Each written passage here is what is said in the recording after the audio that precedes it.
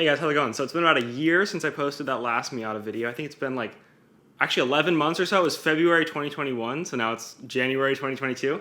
And since then I've put about 5,000 miles on the car.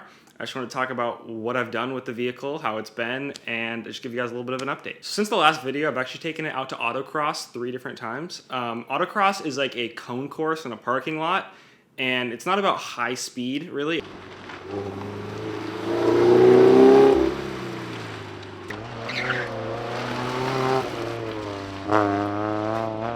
It's more about cornering performance and how good you are at hitting that racing line through those cones.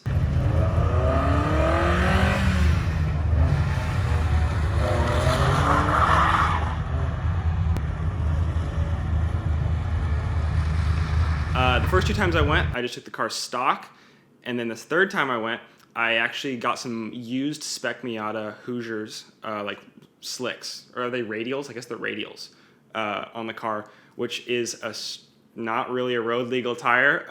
So it put me in a different class in autocross, and those gave me so much more grip. But the problem was on stock suspension, on a completely stock vehicle, it created so much body roll that I was actually kind of worried about damaging. It not even created body roll, it just created so much more load on the brakes and the suspension components and everything like that, because you can pull so many more lateral Gs, that I was kind of worried I was going to break something on the car. I actually had some weird, like, I don't know if it was like a subframe, like, shift or something, but when I was cornering really hard in some of the tightest turns, it was creating like a thunking noise. So I haven't taken it back to autocross on those tires since. So I would like to take the car back to autocross, but I don't know if I want to take it back on the Hoosier, radials, just because I'm kind of worried about putting that much load through the suspension and brakes and all the other components in the car. So I might just take it back on my regular tires and just have fun competing with that level. I'm not going to be the fastest guy there. They don't have that much grip relative to like a really grippy street tire. But they're pretty decent, and you can still have fun. So maybe I'll go back on just my normal tires with the suspension and roll bar setup how it is now. In terms of reliability though, the car's been very reliable. It's only really had one major issue, and that was on the freeway in Sacramento in 105 or 10 degree heat in traffic. And we were just crawling along. It was a really hot day. And that issue I talked about in the last video where I was having a high idle actually started coming back. And I was like, well, what is this? And it was getting worse. And it actually died in traffic on the freeway. And I would just keep giving it gas, letting out the clutch, and the engine was just sputtering and dying, sputtering and dying. Luckily, it did throw an engine light. So I had my OBD2 reader, my Bluetooth one that connects to my phone, gave me a code. I looked up the code, and it was the camshaft position sensor. Luckily, that sensor is like really easy to get to. It's just right on the valve cover. So I just popped that sensor off and bought a new one at Napa for like, I think it was like 20 bucks. Put the new one on, reconnected it. It literally took me like 5 minutes to replace it, and I haven't had the issue since. So when that sensor was getting hot, it was basically just, I guess it was an old sensor, and it was getting really hot in traffic and just starting to fail. And that explains why when it was doing it before, when I first bought the car, it was also really hot, just idling. So I think that when those sensors on the Miata get old and it gets really hot, they start to go, and then the engine doesn't have camshaft position, and so it doesn't know, which cycle of the 4-stroke. It's a 4-stroke engine, so it doesn't know if it's on suck, squeeze, bang, or blow. That's what they call it. And so it starts to basically just, the ECU's like, I don't know what the engine's doing anymore, and the engine dies. There are a few like squeaks that it has developed. When I started up in really cold temperature, on startup, the belt would squeal a lot. But then it stopped doing it because it's warmed up a little bit. So I haven't replaced those belts. I have the new belts in case they go out, so I'll probably replace those belts pretty soon. That's a common thing though, especially on a 20-year-old car. Also, I have a steering squeak. I'll insert a clip here.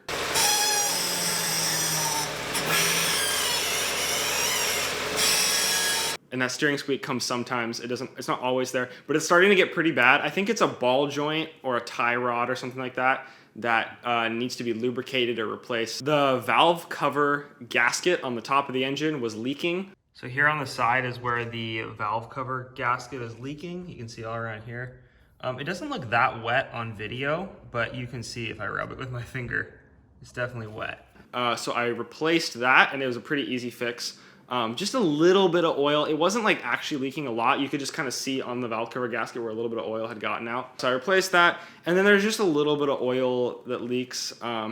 it's not even enough to really tell on the dipstick. It's probably like one drop every few days. So I'm not too worried about that, but like I said, it's a 20-plus-year-old car. I think it's actually about 20 years old this month. So that doesn't surprise me. I just got to keep an eye on that. I might have to replace some of those seals down the road, but right now I'm not too worried about it. It's not really worth the hassle of replacing them for the amount that it's leaking. In terms of modifications, I have done some pretty significant modifications to the car since the last video. I installed a hard dog roll bar and BC Racing coilovers. The hard dog roll bar was for safety because if I roll the car or I get rear-ended by a really tall car, that could be pretty bad. And I have seen a lot of pictures, not a lot, but I've seen a few photos online of flipped Miatas with roll bars and flipped Miatas without roll bars. I don't ever want to flip it. I don't think that's ever going to happen. But if it ever does, at least I'm a little bit safer now. And the roll bar has the added benefit of increasing the torsional chassis rigidity of the vehicle quite a bit. So a convertible is pretty floppy torsionally, right? So if this is the car, the force it takes to twist it is not very much compared to something like a coupe where you have a roof line to make the car more rigid. And so adding that roll bar, it's a heavy steel thing that's basically bolted to the frame on each side, increased the chassis rigidity quite a bit. So like if you just drive and you like do this with the wheel, or you take a really sharp turn, immediately after I drove the car, I noticed it.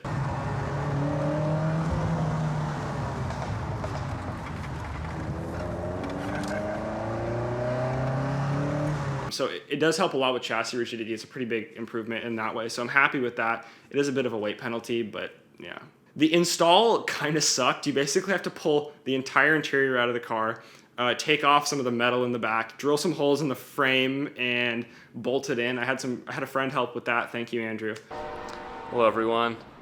My name's Andrew. I'm wearing Gavin's shirt, so I know might be confusing. But today we are installing the last 6 bolts. Okay, Andrew is going to put a hole in my car. Let's get everyone. All right, go for it.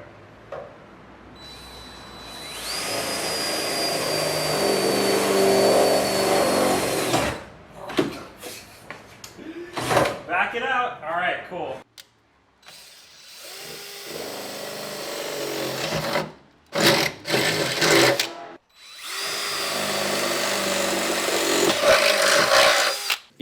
It was kind of a big job, but I did it in a couple days in my garage, and now it's done, and I'm happy that I actually did it because I think the car handles better and is safer now. I also installed BC Racing coilovers. I chose BC Racing because I feel like they were a good mix of quality and they aren't crazy expensive. You can put what's the brand? There are some cheaper brands of coilovers that basically allow you to lower the car, but don't really do a lot for improving the handling.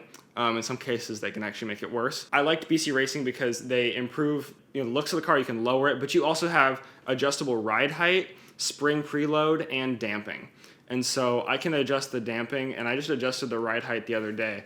And those made a huge difference to the car as well. Another reason I went with the BC Racing coilovers is I actually sent an email to BC Racing telling them about my TikTok page. I don't know if you guys know, but I post TikTok videos. I haven't posted in a while, but I was posting TikTok videos. And I told them, hey, I'll make a couple videos about the coilovers if you want to give me like a deal on them.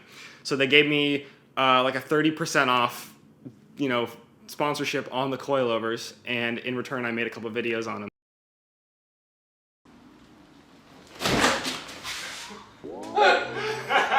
Road cars and race cars have suspension for similar but slightly different reasons. In a road car, you want it for driver comfort and vehicle stability. Basically, when your grandma's driving her Buick to the grocery store, you don't want her dentures to fall out. And when she's going around a corner, you don't want her to go flying off the road if she goes over a bump. Race cars are similar, but it's slightly more specific. In a race car, you want as much of the tire touching the ground as often as possible. So if you're going through a turn or you're going over bumps, you want that tire and that contact patch is what it's called with the ground to be in contact as much as possible. So it's important to keep the load balanced on all the tires and keep the wheels in contact with the ground as much as possible. So I put coilovers on my car. What is a coilover? Well, here's what they look like. Here's what I put on my car. These are from BC Racing. These are their BR series. And a coilover is a coil-over shock absorber, or a coil, a spring around a damper. The spring allows for compliance, so it allows the suspension to move up and down. and the damper removes the oscillations from the system. So if you go over a bump and you didn't have a damper, your car would just keep, you go over a speed bump or whatever, and then your car would just keep bouncing. And like most people probably don't want that. So the reason I put these coilovers on my car is there's actually two things, main things that you can do. You can lower the car, so that's kind of a cool side effect is that the car's lower. I mean, if you see a dude with a lowered car, you're like, hey, that guy knows what's up. But also, I have adjustable damping. So these BR series coilovers from BC Racing have adjustable ride height and adjustable damping. It's on. It's on? Hell yeah, dude! So, car nerd like me, I can tune the damping with a knob on top. There's 30 clicks of adjustment, and I can get it dialed in just how I want it, as well as I can raise or lower the whole vehicle to get the ride height how I want it. It's a pretty cool upgrade. I'd recommend doing it. It's kind of a pain in the ass to do, but once you've done it, the car handles so much better now. The difference is huge. Going through corners, I don't have anywhere near as much body roll, and the car just feels more planted and more like it's listening to the driver inputs better. It's less like driving a boat and more like driving, I don't know what you would expect, more like a race car to feel like. So huge shout out to BC Racing for sponsoring me with a set of these coilovers. They didn't pay for them entirely, but they paid for them in part, and they also didn't tell me anything to say in this video. So thank you guys so much for sending a set out. Please hold, ladies and gentlemen, there is a train going by. I thought it would be quiet out here this evening. There's people partying, there's trees with wind rustling, there's loud ass cars, there's a freaking bug over there. Can I just film a video, please? I would say before on the stock suspension, the car could sometimes, it's kind of hard to explain, like I guess you could get ahead of the car, or it was a little bit, you didn't know quite what it was gonna do. And it wasn't as confidence inspiring. And with the new coilovers, I would say the car's a little more predictable, a little more planted, and it's even more comfortable when you have the damping tuned to like, you know, sort of a middle setting. They have 30 clicks of damping adjustment. I had them set to about 20 out of 30, so they were pretty stiff. And then just recently I dialed them back to 15. And I was worried it'd be bouncy, but it's honestly just more comfortable. So if I go do autocross or I want to do some more spirited driving, I can turn the damping up and have the car be a little bit stiffer. Then I turn it down and it's just more comfortable to drive around town and on the freeway and stuff. I wanted to keep the car pretty stock, but the combination of the roll bar and the coilovers felt like a good sort of middle ground where I'm still keeping the car pretty stock, but I'm improving the handling quite significantly. I'm improving the safety. And after I had both of those on, I did them back to back. So I did the coilovers first, and then literally like the next day I started on the roll bar because I had limited time before I actually had to start using the car again. And the combination of those two put together made the car feel quite a bit better. It's sort of a totally, not totally different, but it just handles a lot better. It's a lot more confidence inspiring. And I would definitely recommend those two things as good first steps for your car. I don't really know if I'm gonna do much more to it for now.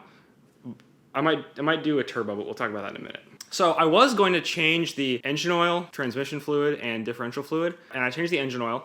Obviously I do that every 5,000 miles. And then I was gonna change the transmission fluid, and I opened the fill port, and I had just driven the car and I let it cool down, but it wasn't completely cool. And I opened the fill port and some of the transmission fluid came out of the fill port. I actually removed this guy the other day and then realized I couldn't get this drain plug off. So then I put it back in. Oh shit. Oh, I didn't realize it was gonna come out of there. Oh shit, okay, hold up. I just got transmission fluid all over my, at least it's on cardboard. How did you do that? I opened the fill plug, which I did before, and nothing came out before. And then I just did it now and something came out. And my guess is that because I recently drove the car, the fluid was warm and it expanded. Oh wait, I gotta move this without...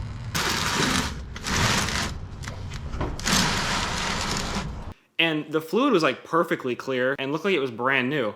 So I put the fill plug back in and I called it a day. It shifts fine. So I think the previous owner probably changed the transmission fluid, gearbox oil, whatever you want to call it, pretty recently. So I'm just not going to worry about that, as well as the differential in the back. I think the fluids in there are fine. So I just did the engine oil. So going forward, when this isn't my only car and it's not my daily, maybe after I graduate college and I buy another car and I have a little more money, I'd love to get some like 200 treadwear street tires that are like really sticky summer tires. Okay, I'll do this for like the 6th time. So going forward, more into like the distant future, after I graduate college and I have more money and it's not my only car, I would love to take it back to autocross and get some like 200 tread wear, really sticky street tires, get a full alignment that's set up more for autocross, and corner balance the car. Corner balancing matters a lot because when you get coilovers and you can adjust the individual ride height, then you can really adjust the weight distribution on each tire. And that's how you really get the car balanced for autocross, is you do alignment and a corner balance. And on a grippy tire, you can really put down some good times in autocross with a Miata like this. The other thing that's like bucket list down the road eventually is I'd love to put a turbo on the car. I don't want to put a turbo on the car like half-assed though. I want to do it like properly. So if I do a turbo on the car, I think I want to do a custom ECU, and I want to make the car drivable still. So I want to have the tune be really nice where I can, daily the car still if I wanted to, and have it be reliable. I would say I'm not as worried about making max power with the turbo kit if I ever do that. I'd be more concerned with having it almost feel as OEM as possible. I'd almost want the turbo to seem like it came with the car from the factory. And so down the road, when I have the money and the time to do the turbo properly, that's how I'd love to do the turbo. Because turbo Miatas are like, you could probably like double the wheel horsepower. Probably like 110 wheel horsepower right now. You could probably go like 210, 250 wheel horse, and still, keep the car like livable. And you can also do like fun, cool exhaust stuff and things too. So that's way down the road.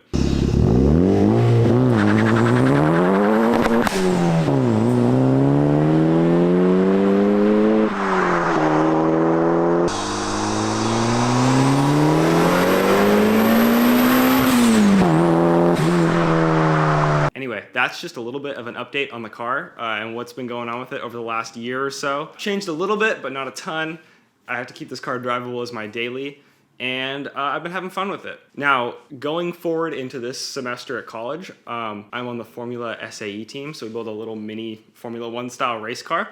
And this year I'm actually responsible for the electronics and the engine control computer on the car. If you guys would like, and I might just do it anyway, I might do some more videos on tuning the engine on that car. So it's like a little Yamaha dirt bike engine. It's a 1-cylinder, but we're gonna put a turbo on it, and I have an aftermarket ECU that I'm learning how to program. So I think we might have some more videos coming on that, like not soon, but in the distant future. Anyway, thanks for watching. It's a brief little update. I just wanted to keep trying to get videos out to you guys every once in a while.